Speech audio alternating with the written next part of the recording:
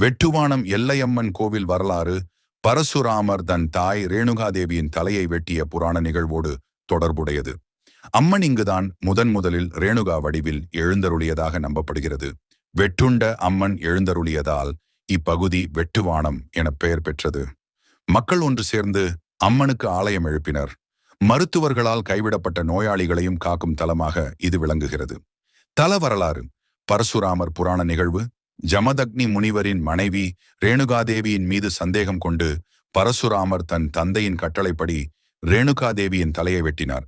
இந்த தலையை வெட்டிய இடம்தான் வெட்டுவானம் என்று புராண வரலாறு கூறுகிறது. அம்மன் தோன்றிய இடம் மாரியம்மனாக ரேணுகாதேவி அவதாரம் எடுத்தபோது வெட்டுவானத்தில்தான் முதலில் அம்மன் எழுந்தருளினார். இந்த நிகழ்வின் காரணமாக அம்மன் வெட்டப்பட்ட இடமாகி இவ்வூருக்கு வெட்டுவானம் என்ற பெயர் ஏற்பட்டது. கோவில் கட்டுமானம் அம்மன் வெட்டப்பட்ட இடத்தை ஒட்டி ஊர் மக்கள் ஒன்று சேர்ந்து அம்மனுக்கு அழகிய ஆலயம் ஒன்றை எழுப்பினர்.